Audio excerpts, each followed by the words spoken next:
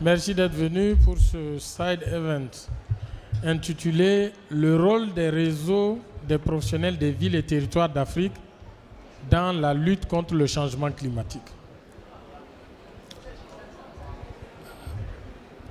Que ce soit au niveau du sommet mondial tenu à Paris sur le climat, c'est-à-dire la COP21, ou au cours du forum organisé par les collectivités africaines à Cotonou en septembre 2016, ou même à la COP22, je crois que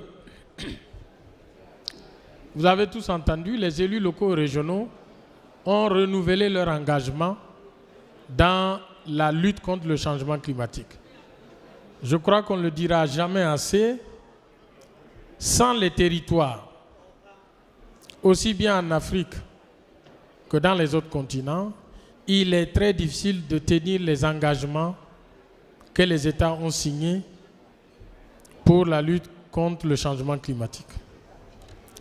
Alors c'est pourquoi, au niveau de CGLUA, qui est l'Organisation panafricaine des collectivités locales, nous nous sommes déjà attelés à faire en sorte que cet engagement politique des collectivités locales soit crédible.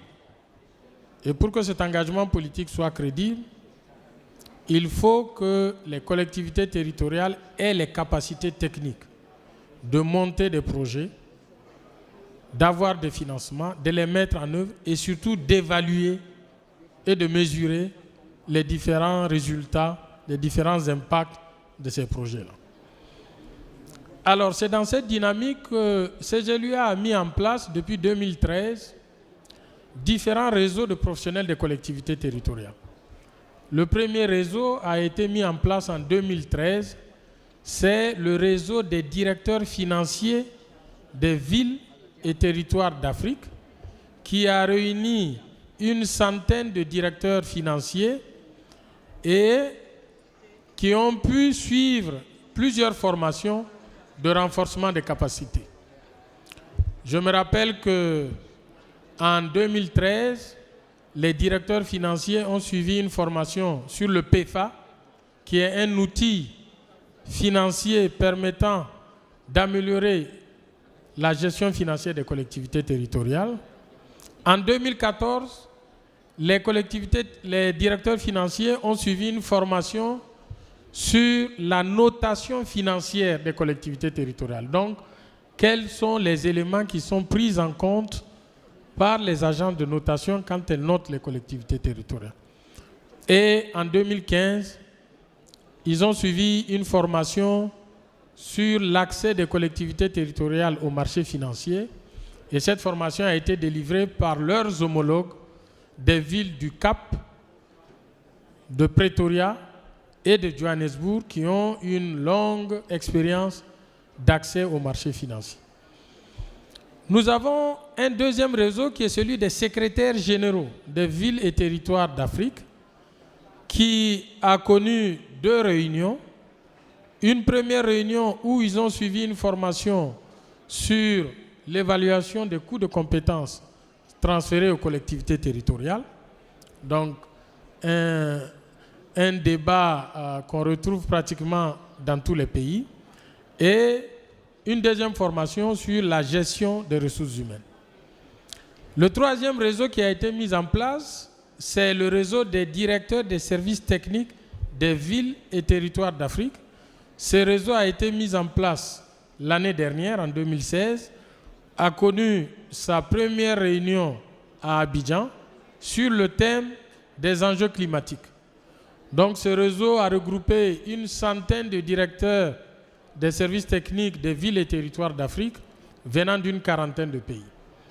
Donc voilà comment CGLUA a abordé cette question de crédibilisation de l'engagement politique des collectivités territoriales, justement pour que l'appel à la prise en compte des collectivités territoriales dans la mise en œuvre de CDN ne soit pas une vaine protestation, mais que cet appel soit plus crédible en mettant les collectivités locales en capacité de le faire réellement.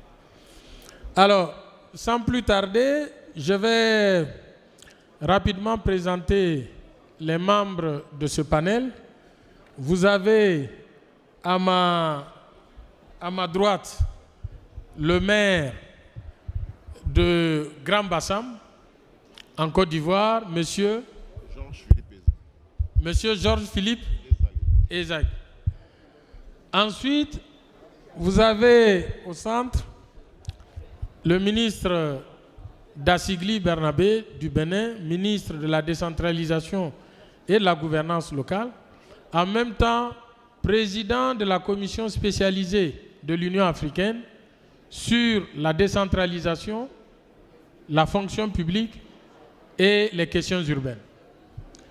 J'ai à sa droite Madame Juliette Mekoné, qui est la directrice du bureau Afrique de l'Ouest de CGLUA. Ensuite, j'ai à la droite de Madame Mekoné Monsieur Stéphane Poufari, qui est le directeur général d'Énergie 2050, un de nos partenaires centraux sur cette thématique du climat. Et Stéphane, à ta droite. Pardon. À ma droite, il s'agit de Julie Arrigui, qui est manager au niveau du Croissant Rouge et de la Société des Croissants Rouges, donc qui nous parlera des questions de risque et de vulnérabilité en milieu urbain par rapport aux besoins en formation et renforcement de capacité. Voilà. Voilà donc le panel présenté. Alors sans plus tarder, je vais passer la parole au président de la séance, le ministre Dassigli, qui va partager les prises de parole. Monsieur le ministre.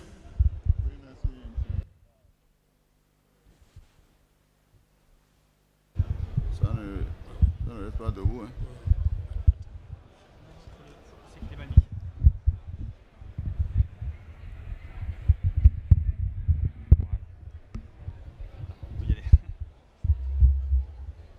Bon, merci beaucoup.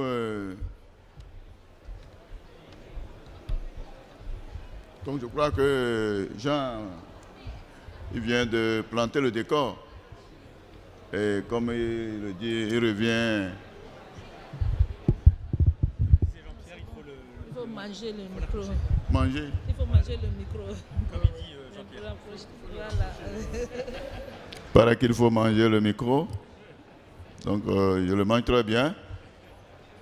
Et donc il a demandé à chacun de nous d'intervenir et de nous dire comment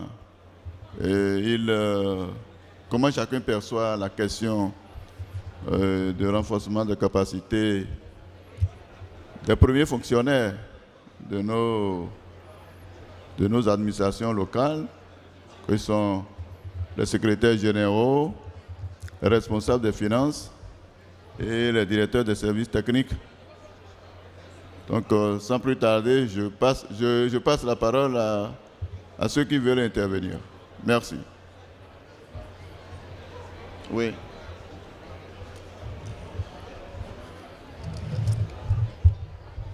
Oui, alors bonjour à tous.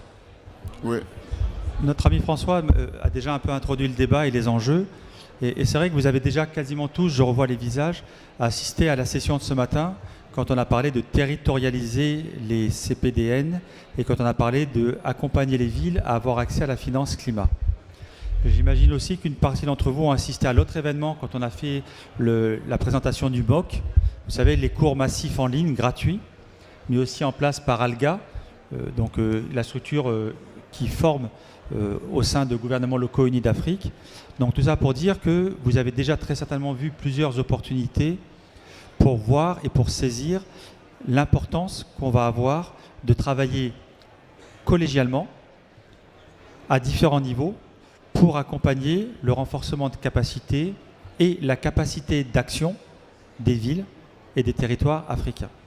Mais une fois que cette phrase est dite, dès lors qu'on veut la traduire, et on en a déjà un petit peu parlé tout à l'heure, on voit bien que cette capacité n'est pas de la capacité qui doit être ponctuelle, elle n'est pas de la capacité qui doit concerner un petit nombre de décideurs et ou de techniciens, mais qu'on doit trouver le plus rapidement possible le moyen de déployer massivement ces savoirs qui vont être désormais indispensables pour être en capacité d'obtenir des projets bancables, mais beaucoup plus loin encore, être en capacité de mettre la même approche que nous avons ici au niveau de la Convention climat, c'est-à-dire de la mesure, de la notification, du reporting et de la vérification sur l'ensemble des politiques mises en œuvre par les territoires. Dit autrement, chaque fois que vous allez avoir une action à mettre en place, elle devra être climato-compatible et donc pouvoir s'inscrire dans la stratégie du territoire, dans son histoire, mais pour ce faire, elle va devoir inévitablement mobiliser de nouvelles compétences. Et les exemples que CGLU a donnés en introduction, les 3 réseaux qu'ils ont mis en place, pour moi sont exactement les premiers pas indispensables pour ce changement d'échelle. Mais maintenant, il va falloir alimenter le contenu de ces savoirs. Et le contenu de ces savoirs, de manière à que chacun puisse avoir le langage commun, la même approche dans les projets, la même manière de communiquer, de faire du reporting, de mobiliser les différents acteurs sur un territoire, eh bien, il va falloir alimenter ce contenu. Souvent, quand on parle de ces questions de formation, on a tendance à chiffrer en nombre de personnes formées. On dit on a formé 200, 300 décideurs. C'est ce qu'on a souvent eu comme indicateur. On a formé 400 directeurs techniques, on a formé. Très clairement, c'est bien, mais c'est totalement pas à l'échelle des enjeux d'aujourd'hui. Et donc, dans la manière de collaborer, on voit bien qu'on doit imaginer maintenant de nouvelles formes de la collaboration et de nouvelles formes de partage d'informations. On était à table tout à l'heure avec le directeur de la BOAD, le directeur de la francophonie, et on avait cette réflexion par rapport aux plans climat territoriaux. Intéressant. C'est un peu dans le sujet de ce matin. Et puis, bien évidemment, c'est les élus qui vont piloter cet exercice. Et bien, vous serez peut-être surpris d'apprendre qu'il y en a moins d'une dizaine sur le continent. Allez, une quinzaine maximum si on va vraiment chercher, même dans les pays anglophones. Donc, est-ce que c'est un bon indicateur ? Très clairement non, par rapport à l'ampleur des formations qu'on a pu faire par le passé sur ces sujets. Et pourtant, vous voyez bien que c'est un préambule indispensable. Maintenant, une fois qu'on aura pu élaborer ce plan climat-énergie-territoire ou ce plan climat territorial intégré, comme on veut, mettez tous les noms que vous voulez, tous les périmètres de mesure. Quand on va vouloir mettre en place un plan d'action, là aussi, vous voyez bien qu'on va devoir s'appuyer sur des forces vives dans les villes. C'est elles qui doivent pouvoir définir le projet, c'est elles qui doivent pouvoir le mettre en œuvre, c'est elles qui doivent pouvoir l'évaluer, et c'est elles qui doivent être en mesure aussi d'être en capacité d'attirer des financements de coopération, quels qu'ils soient. Et là, vous voyez bien que les talents qu'on va devoir avoir, ils doivent être répartis sur, j'ai envie de dire, le plus grand nombre. On aura tout à l'heure l'exemple de Georges quand il nous parlera de sa ville de Grand-Bassam. Formidable. Mais il y a combien de villes comme Grand-Bassam qui ont pu avoir l'occasion, avec un travail acharné des équipes municipales et de la vision du maire, de pouvoir aller sur une stratégie de mise en œuvre de, je vais le dire avec beaucoup de délicatesse, de petits pas. On est bien d'accord, Georges ? De petits pas qui sont pourtant très innovants et très intéressants.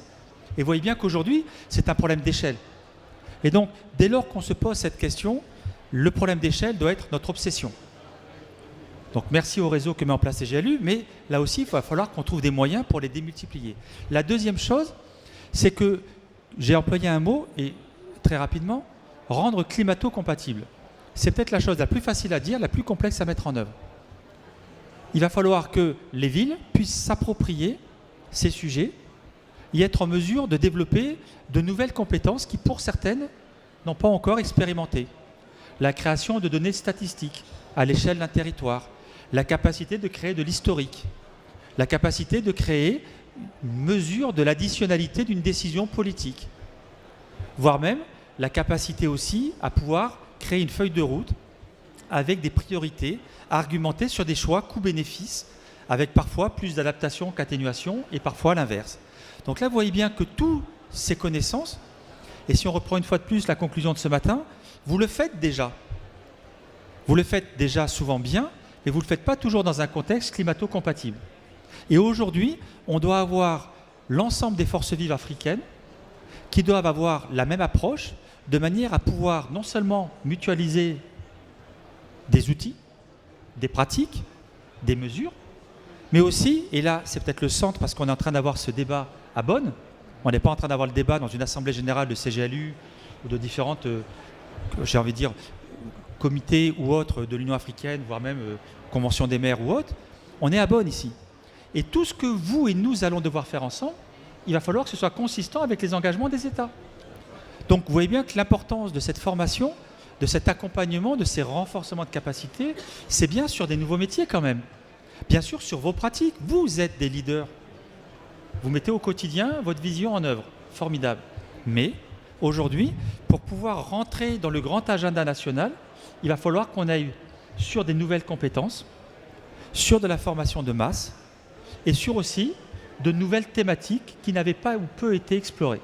Je m'arrête là pour cette première partie et vous comprenez que ce sujet est au cœur des approches de l'ensemble des partis qui sont autour de la table et je reviens à la task force puisque la formation, l'accompagnement va être un des piliers majeurs et qu'on veut le plus large, lourd possible, multi-acteurs, multi-niveaux de cette task force que nous sommes en train de mettre sur l'accompagnement des villes pour accéder à la finance climat. Voilà pour ce premier petit point introductif. Merci, Monsieur le Ministre. Monsieur le maire. Bien. Bien, je pense que ce qui vient d'être dit par le prédécesseur est tout à fait juste. Et je voulais illustrer un peu donc, les différents points qui ont été évoqués par l'expérience que nous-mêmes avons vécue dans notre démarche justement donc, de rendre nos projets climato-compatibles, comme on dit. Parce que c'est vrai que ce sont les territoires où les défis se jouent. Nous avons été gravement affectés en 2015 par des inondations extraordinaires dans notre ville, par des effets négatifs néfastes de nos plages, les belles plages de Grand Bassam, parce que c'est une ville qui est en bordure de mer, due donc à l'érosion côtière, donc toutes choses qui sont les effets, je dirais, donc, du changement climatique. Et c'est à partir de là que nous avons pris conscience qu'il fallait développer quelque chose au niveau de la ville, notamment au niveau de la vision en tant que politique. Mais une fois que la municipalité, le conseil municipal et le maire avons donc évoqué cette vision donc, de faire de notre ville une ville durable, on s'est heurté tout de suite à des problèmes donc, de connaissance de nos techniciens habituels, que sont les secrétaires généraux, le secrétaire général de la mairie, le chef de service technique, le chef de service financier, directeur, parce que cette notion donc, de climat, de durabilité, cette notion est nouvelle en fait. Ce ne sont pas des problématiques auxquelles ils étaient habitués. C'est vrai, il y a des projets qui sont conduits sur nos territoires, qui ont des modes opératoires qui sont déjà connus. Et là, on avait affaire donc, à une nouvelle problématique auxquelles ils n'étaient pas du tout habitués. Et il fallait néanmoins trouver des solutions. Et je pense que c'est là où il a fallu donc imaginer, il a fallu être inventif.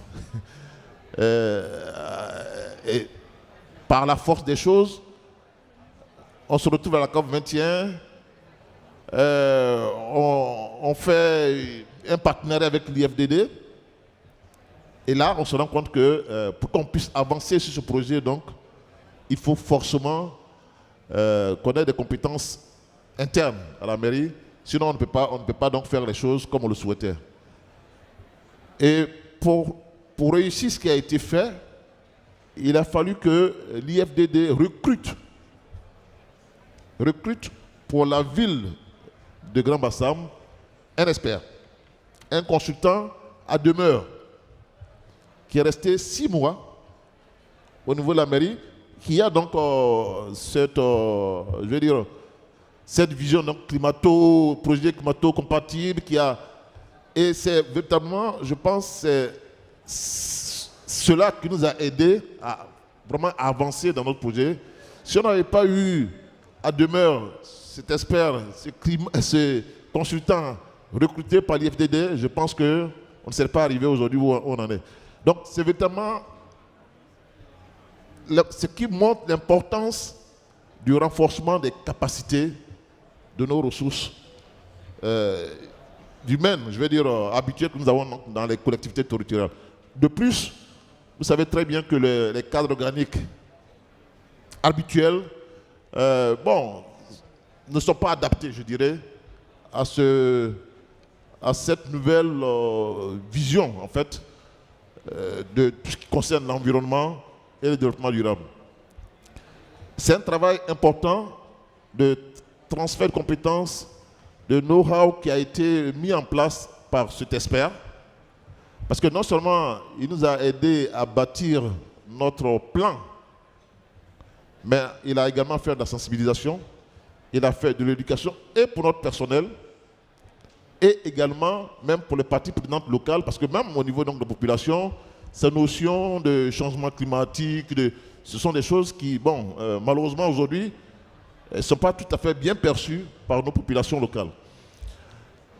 Alors, on a fait tout ce cheminement aujourd'hui pour arriver à cet agenda 20e local, ces AIR qui ont été définis, parce qu'effectivement, on avait quelqu'un qui a permis, donc, je pense, d'avancer. Et c'est ce qui justifie forcément et fortement l'importance du travail qui a été fait par votre structure au niveau donc, des collectivités territoriales en ce qui concerne donc, les secrétaires généraux de mairies ou des régions, en ce qui concerne également donc, les directeurs techniques et les chefs de services financiers. Parce que, au-delà donc de planifier les actions, de mettre en place des projets, il faut aller les rendre compatibles, c'est ce que disait Stéphane, les rendre climato-compatibles et aller chercher le financement auprès donc des bailleurs, et eux, ils ne comprennent qu'un seul langage, c'est leur langage à eux. Ça veut dire que, quelque part, il faut que nos collaborateurs puissent également donc, recevoir le transfert donc, de compétences, l'accompagnement nécessaire pour faire les choses selon le code de ces bailleurs, parce qu'aller présenter des projets qui ne sont pas mis donc, dans leur templates, comme ils disent, ça ne peut pas avancer les choses. Donc, véritablement, je pense qu'on est au cœur du débat. Il faut effectivement trouver les voies et moyens, peut-être même, moi je dirais à la longue, peut-être même revoir, en ce qui concerne nos pays africains, les cadres organiques, pour peut-être introduire de nouveaux corps de métier dans nos administrations territoriales, pour prendre en compte vraiment, parce que les services techniques, les services financiers sont habitués à autre chose. Ils ont l'habitude de faire certaines choses. Mais là, c'est vraiment des choses innovantes, nouvelles. Est-ce qu'ils seront en mesure de porter ces projets jusqu'à un certain niveau peut-être.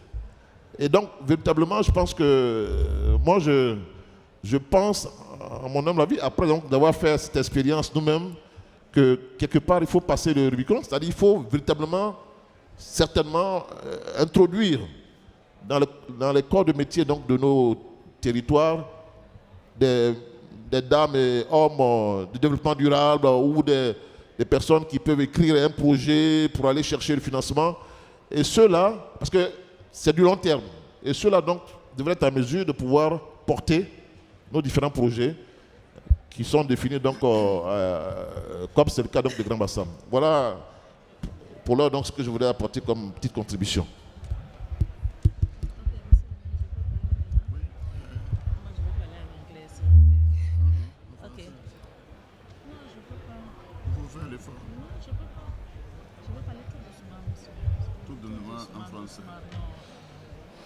Okay, I understand why the Honorable Mayor is very passionate in what he's saying. But we don't need to create new professions for our technical directors, for example, to be able to meet up.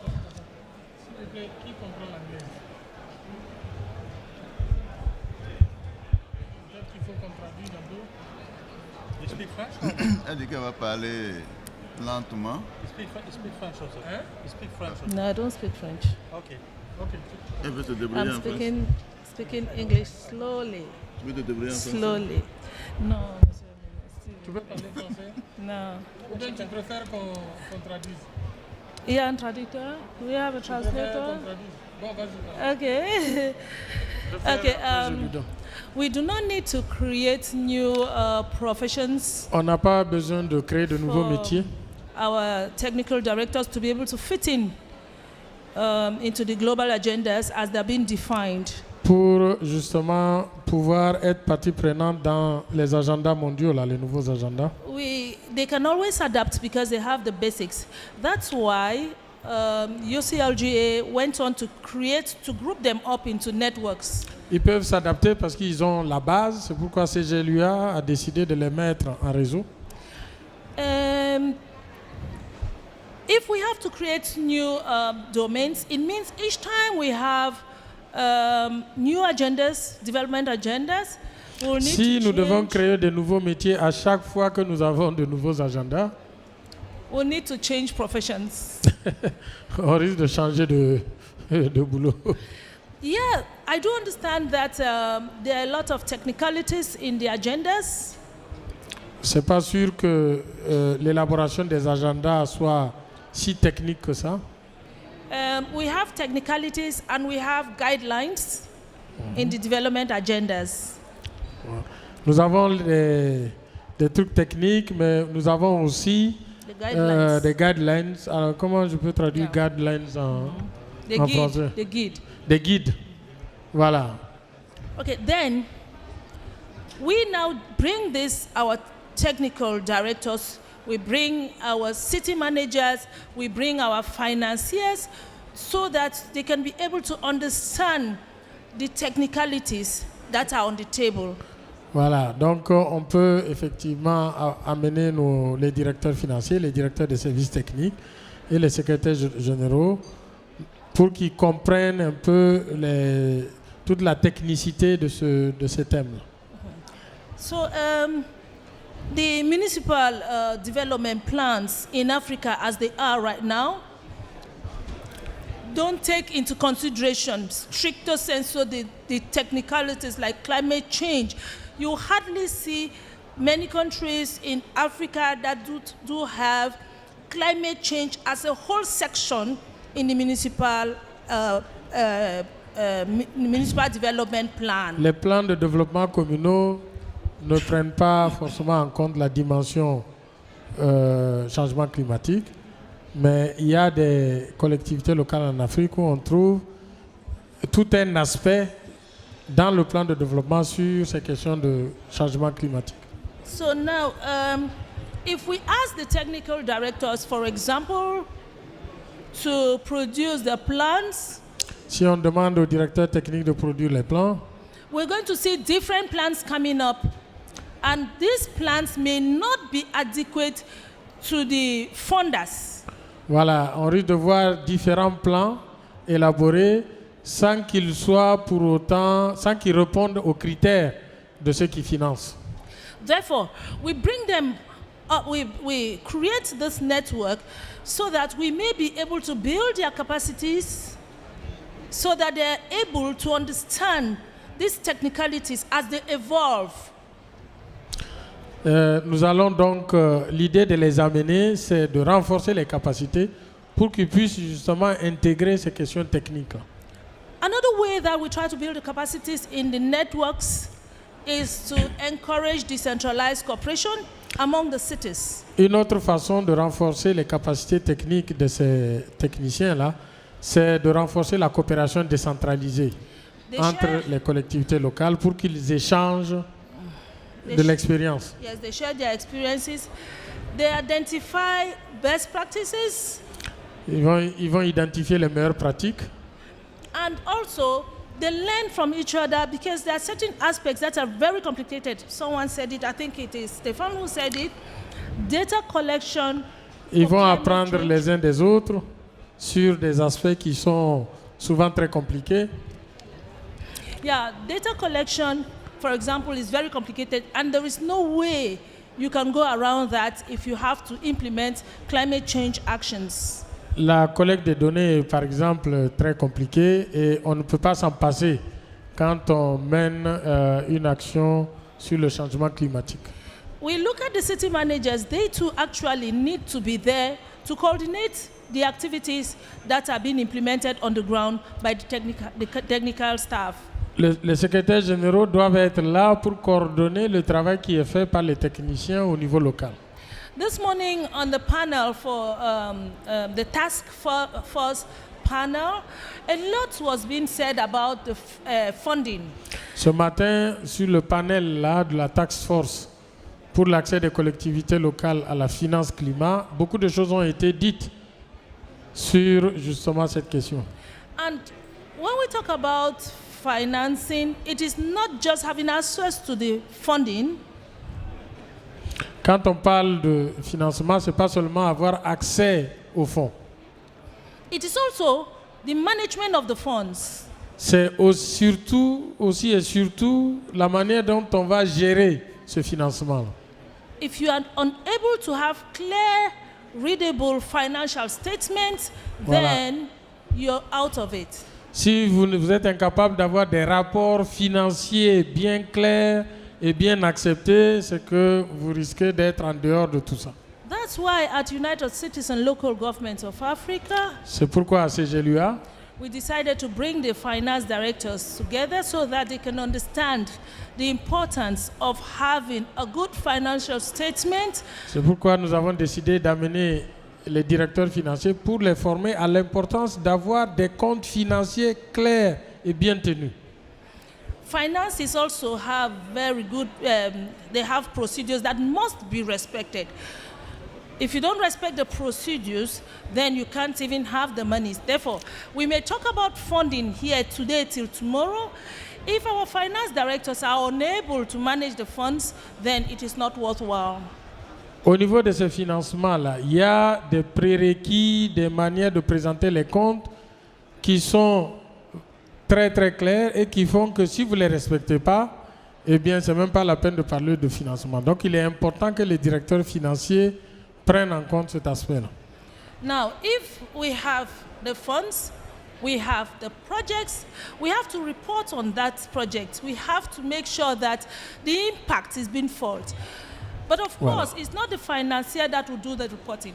The city manager is supposed to know what impacts the population. Therefore, the city manager is also there to coordinate these activities to get the impact. Thank you very much. Elle dit, au-delà maintenant de la question financière, il est important de savoir mesurer les impacts des différents projets, de savoir faire du reporting, mesurer, etc., pour savoir finalement, une fois qu'on met en place ce programme-là, quel est l'impact que ça a sur les populations, sur l'amélioration de leurs conditions de vie. Thank you.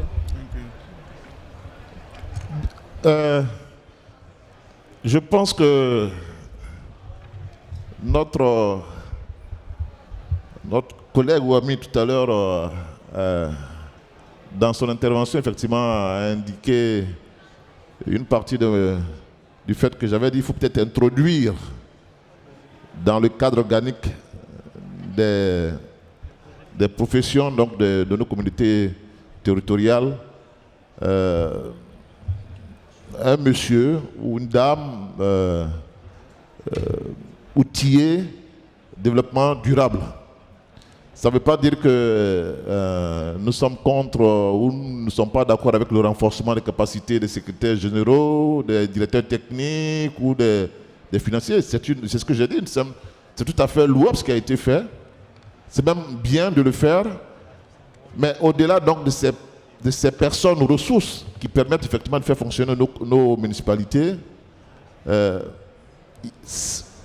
développement durable est quelque chose de nouveau, d'important, qu'il convient d'adresser peut-être comme je l'ai dit, comme ça se fait d'ailleurs dans nos différents ministères. Hein, vous savez, les ministères aujourd'hui incluent dans leur dénomination développement durable, sustainable, donc, et également mettre en place des directions de développement durable. Ça veut dire que quelque part, on conçoit qu'il faut, adresser cette question donc, parce qu'elle est importante. Donc, on peut avoir un point focal, je veux dire au niveau donc des communautés, des mairies là, qui soit le point focal qui regarde un peu les questions donc, de reporting, de tout ce qui concerne donc ces projets qui touchent donc le climat, étant entendu que la gestion quotidienne, je veux dire habituelle de nos secrétaires généraux, de nos directeurs financiers, de nos directeurs techniques continue de se faire avec le renforcement de leur capacité. Donc ce n'est pas contradictoire en fait, ce que je disais tout à l'heure. Il faut que je le précise bien. C'est plutôt donc de permettre d'être beaucoup plus efficace dans nos actions que, je dis, peut-être que dans la nomenclature du cadre organique, il faut voir si, compte tenu donc de l'importance donc de ne pas introduire un monsieur ou une dame, mais ce n'est pas exclusif par rapport. Donc je suis entièrement d'accord qu'il faut renforcer les capacités des directeurs techniques, etc., etc. Et ce qui a été fait, hein, de mettre en réseau, c'est une bonne chose. Ça permet donc de partager les bonnes pratiques, etc., etc. Mais au-delà, il faut peut-être aller plus loin. En introduisant peut-être un point focal climat, développement durable, qui permet donc d'accélérer les choses et d'être plus efficace dans nos approches vis-à-vis donc des bailleurs de fonds, etc., etc. Voilà. Je voulais que les choses soient quand même assez dites, clarifiées à ce niveau-là, pour ne pas laisser le doute planer donc, sur ce que j'ai dit tout à l'heure. Merci. Monsieur le ministre, avec votre permission, j'ai le plaisir d'introduire Madame Najat Zarouk, qui est directrice de l'Académie des collectivités locales au niveau de CGLUA et qui va probablement aussi donner son point de vue, puisqu'elle a tout un programme de formation de ces cadres.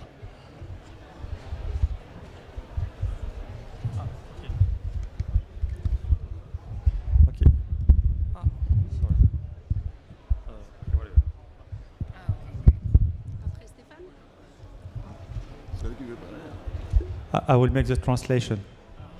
Because Julie is speaking English, we are supposed to have both English and French speaking language, you know, so it can be equilibrate, but so far I will translate. Okay, good afternoon, everyone. Firstly, I want to, of course, thank the organizers for providing this opportunity for the Red Cross Red Crescent system to share its experience working in the intersection of climate and cities and disaster management. Okay, donc Anne vient du Croissant Rouge et de la Société des Croissants Rouges, donc, qui, pour ceux qui ne le savent pas, intervient sur souvent les risques urbains, les conséquences de la vulnérabilité. Et son boss est actuellement, je fais une petite parenthèse, à Madagascar pour une épidémie de peste. Et donc Julie disait qu'elle était contente de venir présenter ce qu'il faisait sur les villes et les territoires.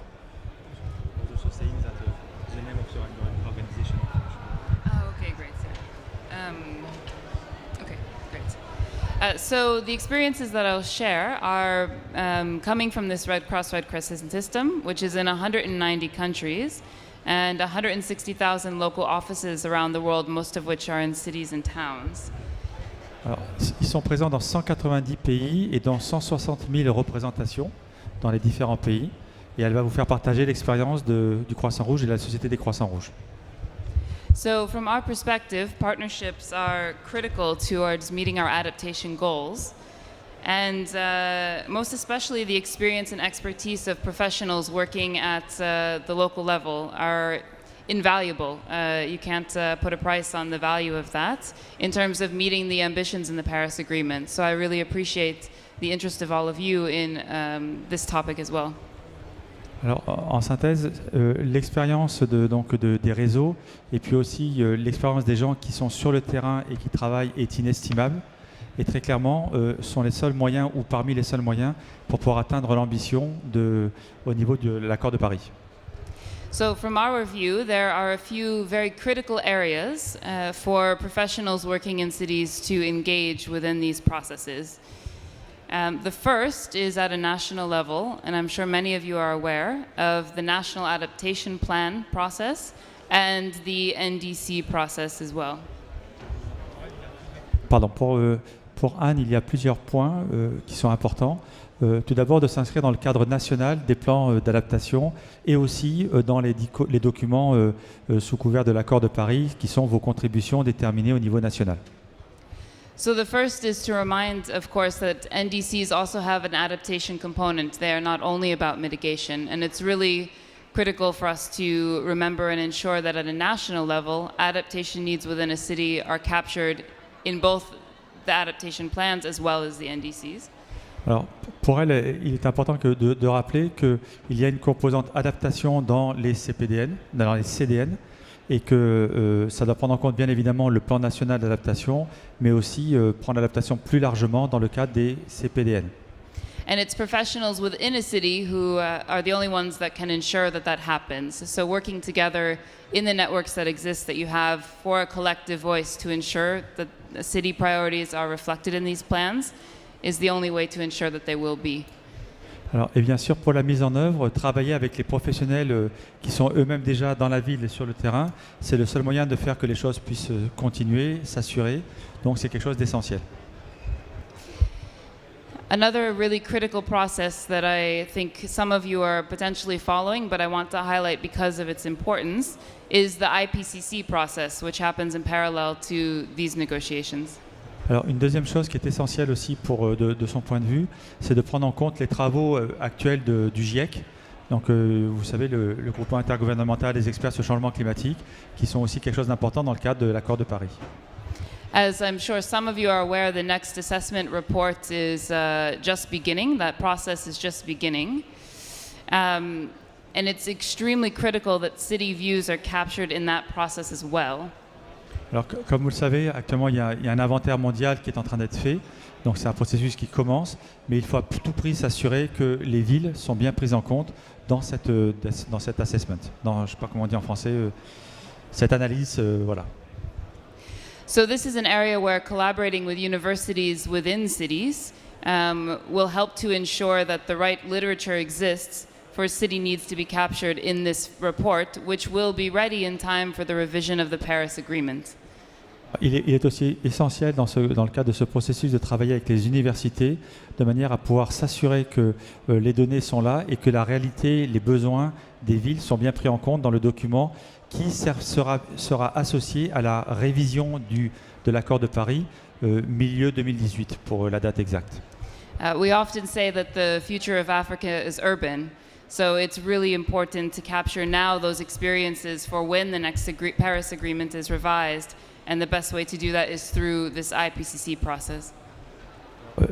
Elle rappelle aussi que vous savez que le futur de l'Afrique sera un futur urbain et que bien évidemment prendre en compte tout ce qui existe déjà, tout ce patrimoine, cette littérature existante est essentiel pour que ça puisse permettre aussi de réviser dans le cas des travaux du GIEC l'accord de Paris.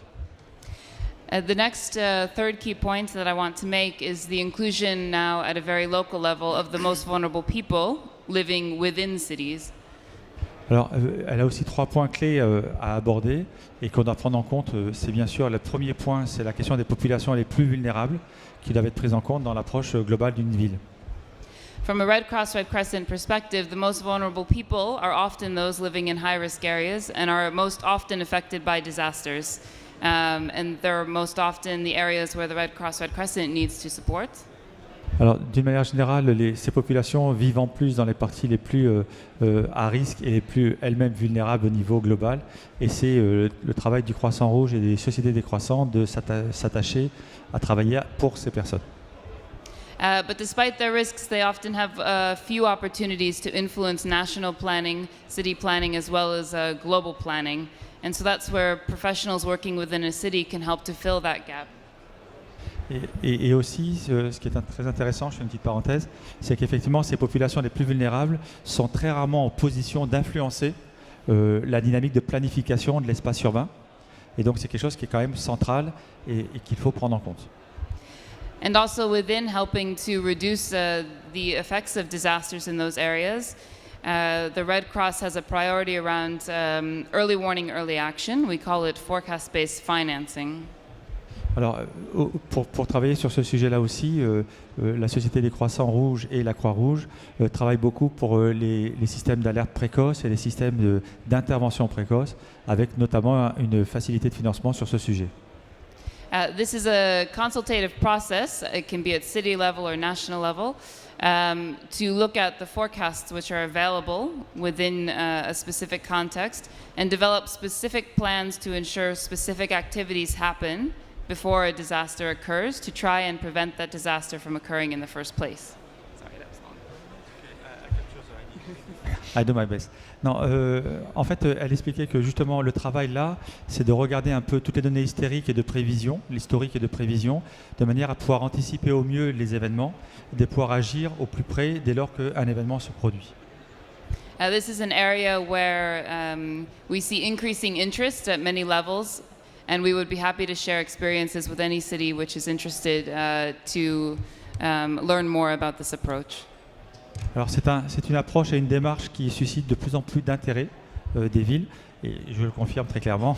Et donc elle sera enchantée d'en parler plus en détail avec vous par rapport aux besoins de planification des territoires urbains. And then the final point is to also raise your awareness that the Red Crescent also has an initiative called the 1 Billion Coalition for Resilience. Alors il y a aussi un point important qui est une initiative portée à la fois par la Société des Croissants et les Croissants Rouges, qui est 1 billion for 1 Billion Coalition for Resilience. une coalition de 1 million de coalitions pour augmenter la résilience. The goal of this initiative, which is 10 years, is to reach 1 billion people on the planet to increase the resilience of their household.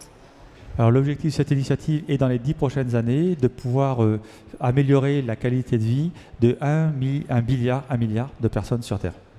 One of the key tenets within this coalition is a focus on connecting networks to the Red Crescent system and to each other. Et justement, donc là, on revient bien au cœur de notre échange, c'est de connecter les réseaux entre eux et de faire finalement que tout le monde travaille pour l'objectif de cette initiative. And so by connecting these networks for collective action to maximize solutions around community resilience, we see the greatest potential to actually reach 1 billion people. And so it's an invitation for those that are interested in that to also let me know so I can put you in contact with the person who is leading that. Alors, en synthèse, donc justement, ils sont confiants.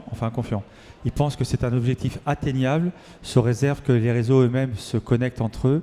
Et dans ce cas-là, bien sûr, elle sera enchantée, si certains d'entre vous veulent rejoindre cette initiative, de vous mettre en contact avec la personne qui pilote cette initiative. And that is everything. Thank you very much. Et donc, voilà, c'est la première intervention et merci.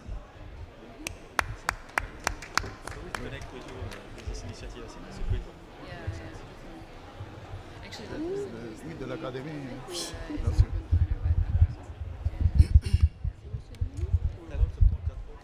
Merci, Monsieur le Ministre. J'ai l'honneur de prendre la parole dans ce panel pour mettre en exergue l'importance de la mise en réseau.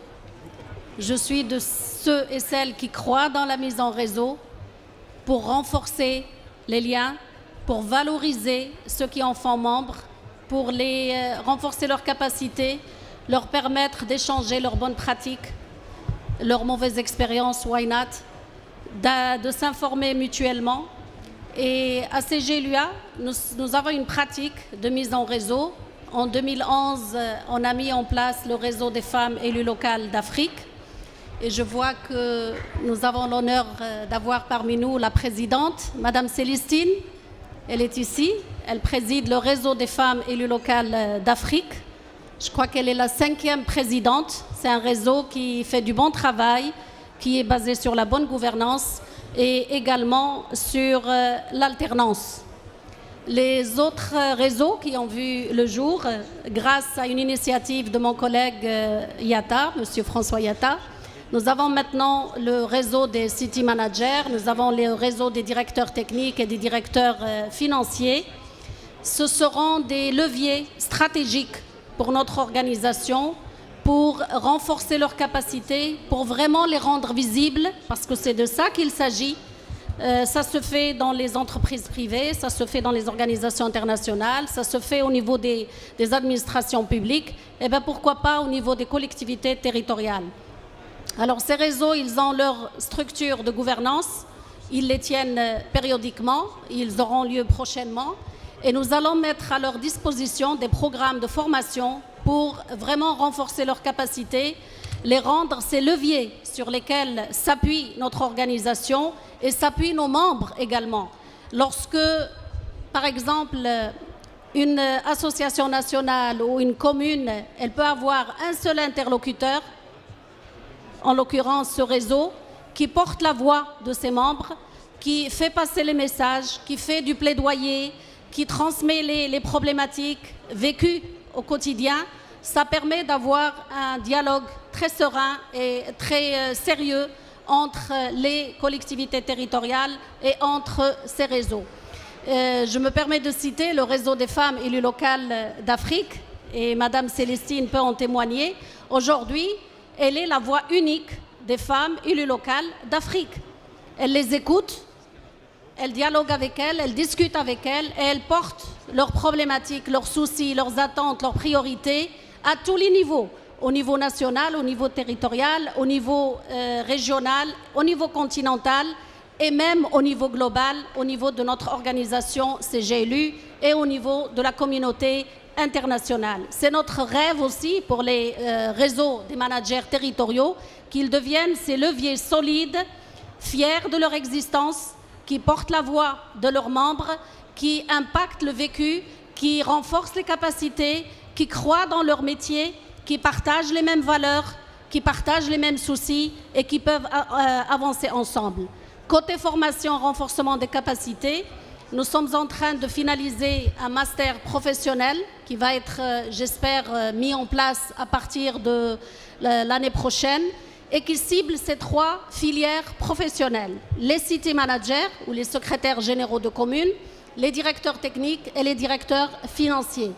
Et pour ce faire, nous avons besoin, comme je viens d'écouter, de partenaires solides, de partenaires qui disposent de l'expertise pour nous aider à venir avec un contenu de formation qui réponde aux attentes de ces réseaux et qui surtout répondent aux attentes de nos membres, que sont les associations nationales des collectivités locales et les fonctionnaires des collectivités territoriales.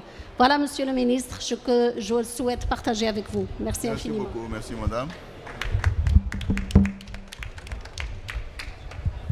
Bon, mais nous allons permettre aux acteurs, alors, les secrétaires généraux, les responsables financiers et les directeurs de services techniques, ils sont présents ici. On va leur passer la parole pour qu'ils expriment leurs préoccupations. Merci. Derrière. Peut-être vous pouvez vous rapprocher. Je te rapprocher un peu. Et voilà, parce que le fil est un peu court.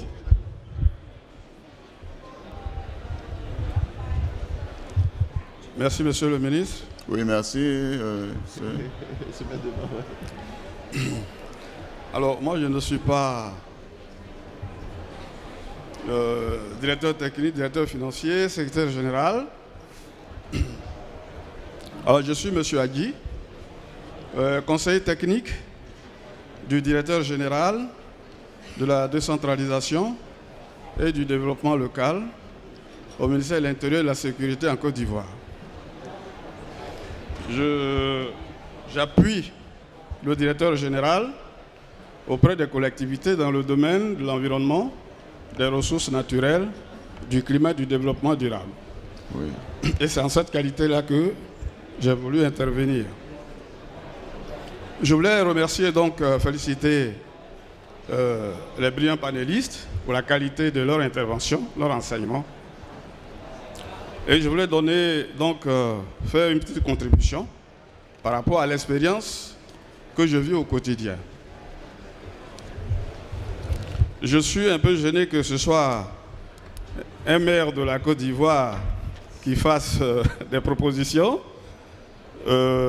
Mais je crois que si j'avais une seule chose à dire au directeur général de la décentralisation qui m'a mis en mission, c'était justement d'aller dans le sens du maire de Grand Bassam, Philippe Ezalé.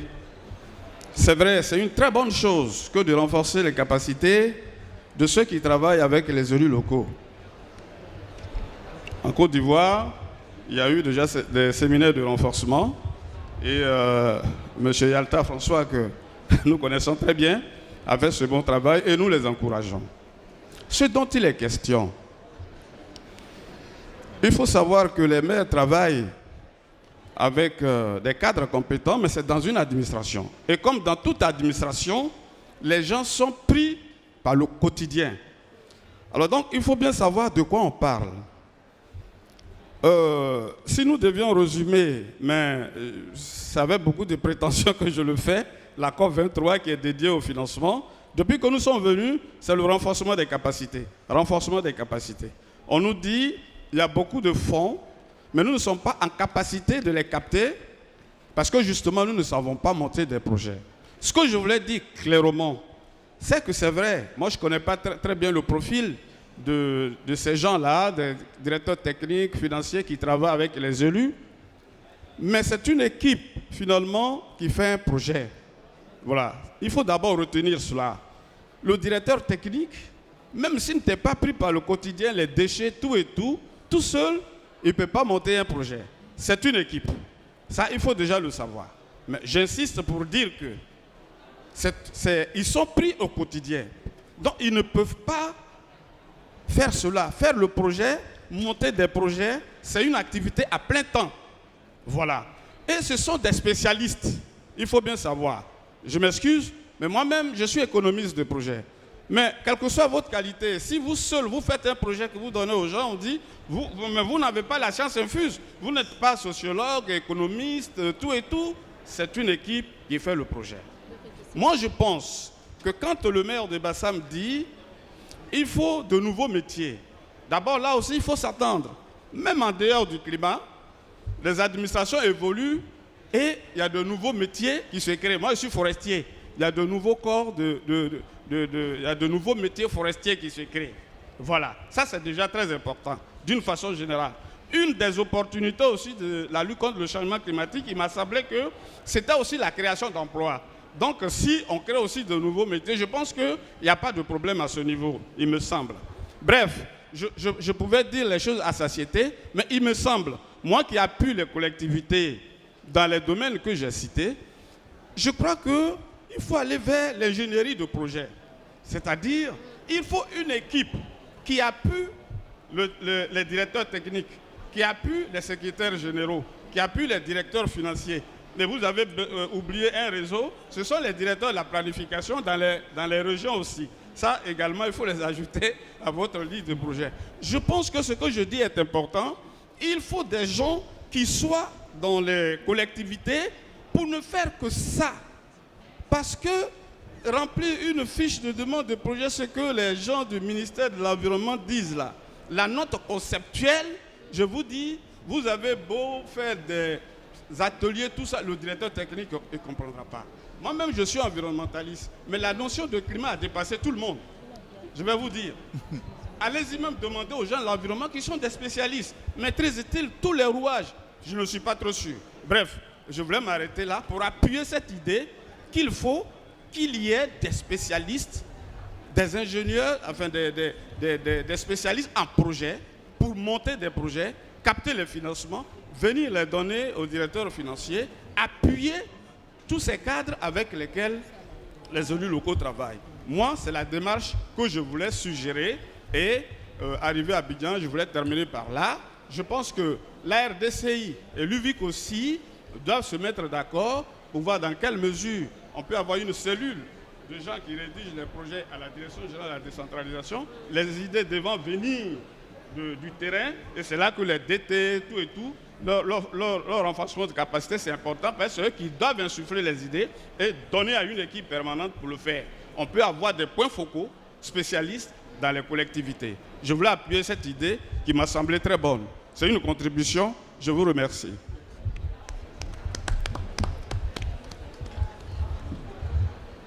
Oui. Ok, merci beaucoup, monsieur, pour la brillance des interventions qui ont été données cet après-midi. Moi, je me nomme Pape Michael Oudiaw. Je suis expert en environnement au plan climat et énergie territoriale de la ville de Dakar. Et je pose une question par rapport au réseautage que vous avez posé, madame, parce que vous avez parlé du réseau des femmes, vous avez parlé aussi du réseau des directeurs techniques, ainsi de suite. Et je me dis aujourd'hui qu'il y a, au niveau par exemple de Dakar, les jeunes qui essaient de s'organiser pour étendre, par exemple, le réseau dakarois, supposons, des jeunes qui travaillent au niveau des collectivités locales.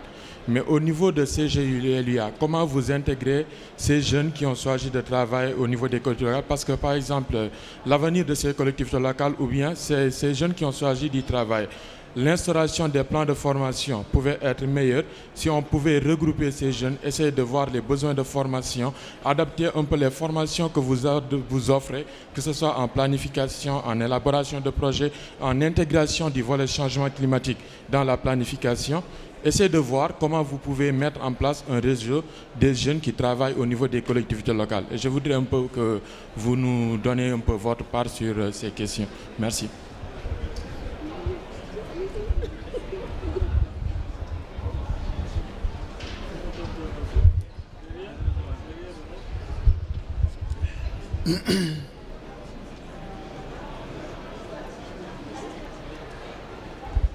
Bonjour, moi c'est Razak Oba, je suis béninois. Je salue la présence du ministre Dassigli ici, le patron des maires du Bénin. Et nous on est à la COP aujourd'hui dans le cadre d'un projet des tresseurs de cordes.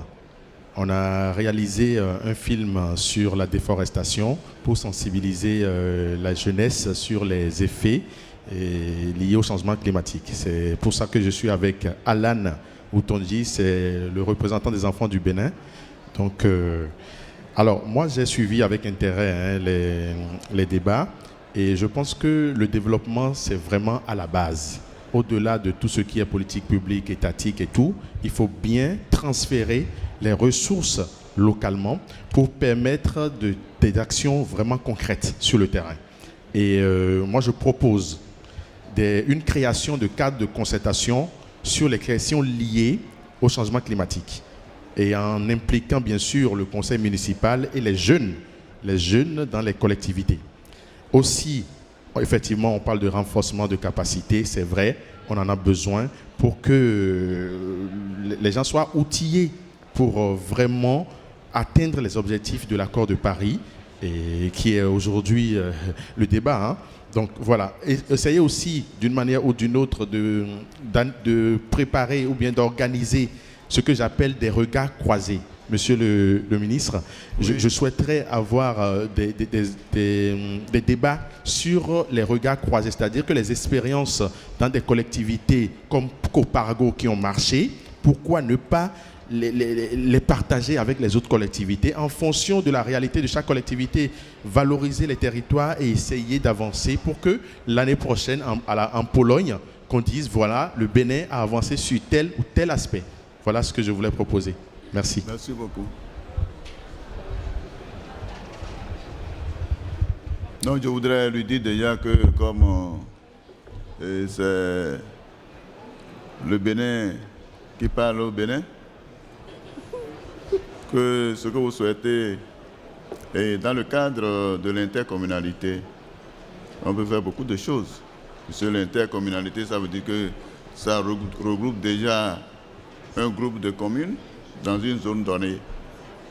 Et que s'ils peuvent mettre ensemble leur leadership, je crois que c'est plus facile. Il y a l'intercommunalité qui joue un grand rôle dans ce sens-là. Oui, merci. C'est ça. Il n'y a pas d'autres qui veulent intervenir. Oui. Il y a quelqu'un qui veut intervenir? Non, c'est elle qui voulait dire. C'est Juliette. Ah, d'accord, la directrice de l'académie. Hein? Là-bas, c'est fini, c'est maintenant nous qui répondons. Ah, c'est nous qui répondons. Oui, vous voulez lui parler, vous voulez lui répondre? Oui, d'accord.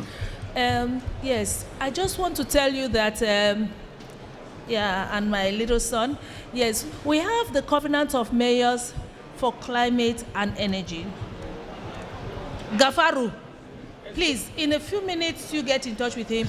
United Citizen Local Government is part of the consortium that is implementing the Covenant of Mayors for Climate and Energy. Est-ce qu'il comprend anglais? Hein? Vous comprenez? Bon, il faut lui traduire, sinon... Okay, okay. You have this gentleman right close to you. He is the help desk officer for the climate change, the Covenant of Mayors for Climate Change and Energy. We have a platform that is called Local Authorities Platform. In the platform, it's going to be very interactive, and we have all kinds. It's a multi-stakeholder platform, so you can, if you want all kinds of discussion, all kinds of dialogues, and all kinds of questions and answers, you'll get it on that platform. Just hook up with him, connect, and he's going to give you all information that concerns the Covenant of Mayors for Climate and Energy, and you'll be able to fit into, the system. And remember, it is for Africa. So Benin we even have a whole community of some local governments, some councils of Benin that are involved in the Covenant of Mayors. And I'm very happy. All the time I always mention that example because it shows, as the minister just said, the inter-council networking. We have a whole community in Zoo, in the region of Zoo, that are on that. And the mayor of Boyekon is piloting that project. So if you hook up with the Covenant of Mayors for Sub-Saharan Africa, I think you're going to solve your problem. Thank you. Je veux lui expliquer ça ou pas? Alors, si vous le permettez, je vais réagir sur 3 commentaires. Le premier, il est venu du monsieur qui était là, que je ne vois plus. Alors, il a parlé de la démarche et pourquoi on va se limiter aux directeurs techniques, aux secrétaires généraux. Je vous invite à vous référer à l'exemple de la France. Lorsque vous prenez leur référentiel des emplois et des compétences, c'est par filière professionnelle. Et rien que l'environnement, il compte 74 métiers. Depuis l'éboueur, celui qui ramasse les ordures chaque matin devant vous, jusqu'au directeur de l'environnement. Voilà toutes les chaînes qui concernent le domaine de l'environnement, y compris le changement climatique. La deuxième idée, c'est la démarche. Je crois qu'aujourd'hui, on a un message fort de la communauté internationale, c'est de ne laisser personne en marge. Qu'est-ce que ça veut dire? Ça veut dire que notre démarche doit être inclusive. Inclusive dans le sens horizontal. Il n'y a pas un ministère qui n'est pas concerné par le changement climatique. C'est la décentralisation, c'est l'environnement, c'est la santé, l'éducation, etc. La démarche également horizontale et verticale. Ça veut dire que l'État a ses compétences, les collectivités territoriales, les services extérieurs, les partenaires au développement, la société civile, tout ce monde-là, il est temps qu'il apprenne à travailler de manière inclusive, main dans la main, parce que l'enjeu est vraiment très très important. Et les demandes aussi, les défis pour nous, pour notre continent, aucun département seul, aucun acteur seul ne peut répondre à la problématique du changement climatique. La démarche inclusive est multidimensionnelle, multiniveau et multi-acteurs. Pour ce qui est de créer un réseau des jeunes, je crois que vous n'avez besoin que de bonne volonté, d'un espace où vous vous réunissez, créez votre réseau des jeunes. Il y a un réseau panafricain de la jeunesse qui existe également, qui peut vous appuyer. Et si vous avez besoin de nous, on est à votre disposition pour vous aider, vous appuyer, vous faciliter, vous renforcer votre capacité, vous montrer toutes les possibilités qui vous permettent de devenir un réseau qui est bien dans sa peau. Voilà.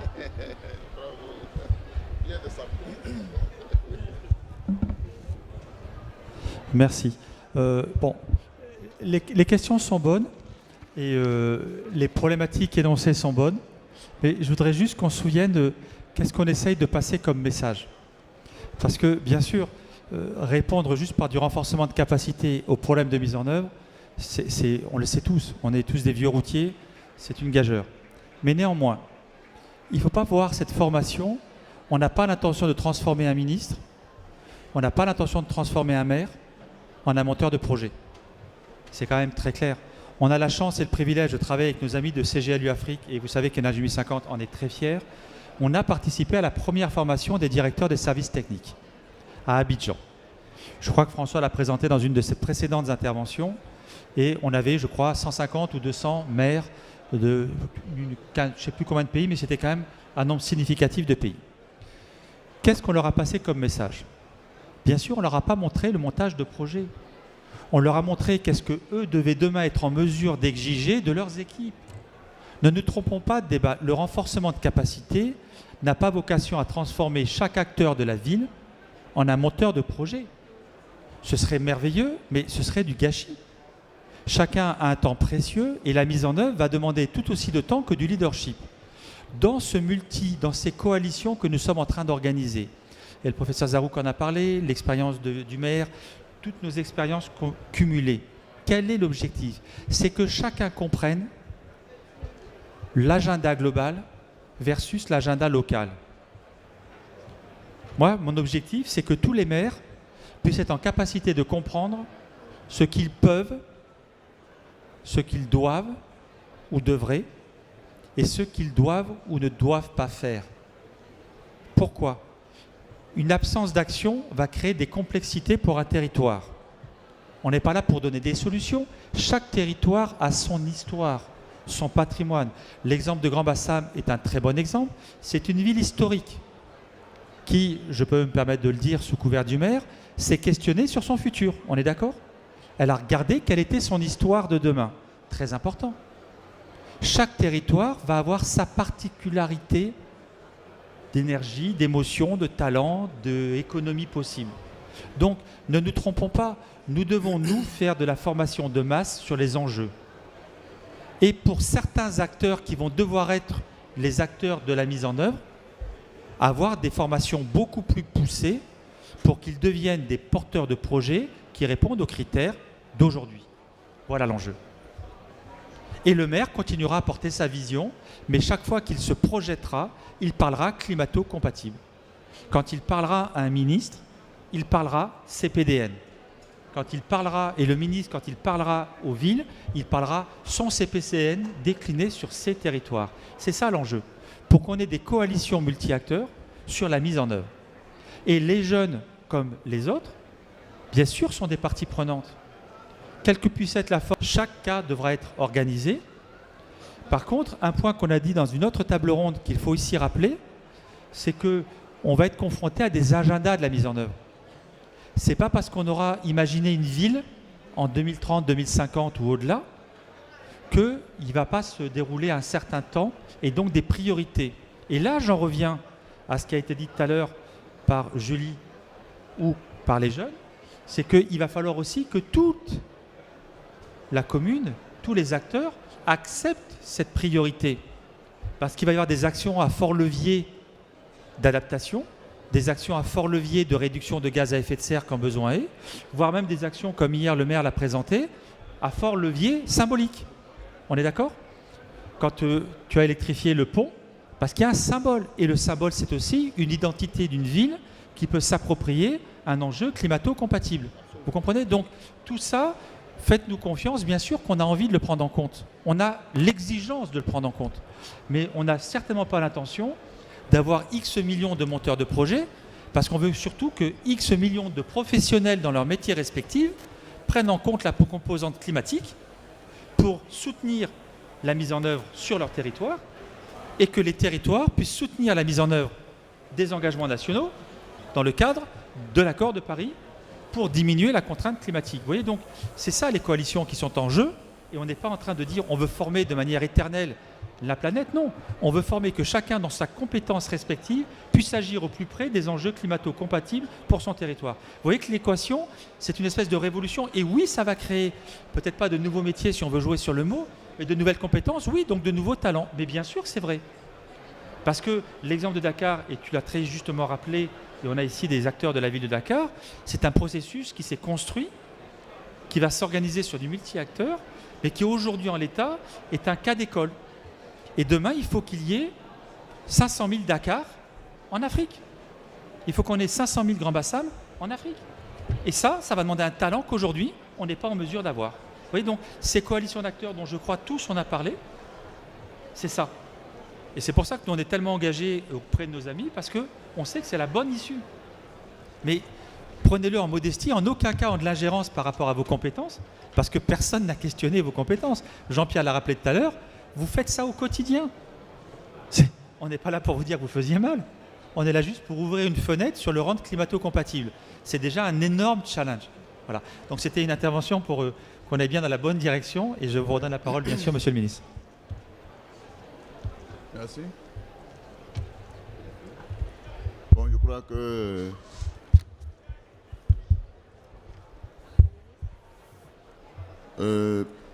ici, il s'agit de renforcement des capacités. Voilà, tout à l'heure, le responsable conseiller technique, hein? Oui, vous avez posé un problème sérieux par rapport aux collectivités territoriales, parce que nos collectivités aujourd'hui n'ont pas toutes les compétences qu'il faut. Et ils n'ont pas toutes les compétences et on doit les aider à avoir ces compétences-là. Parce que la notion climat, c'est une notion nouvelle. Donc, il faut des capacités nouvelles. Alors, je me demande si bon, les formations qui s'organisent au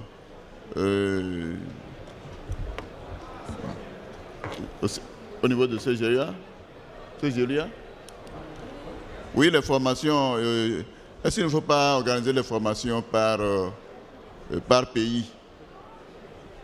Parce que c'est plus difficile de déplacer des responsables vers un seul lieu que de déplacer un formateur vers un pays. Là, c'est plus facile et on a la chance de former beaucoup d'acteurs.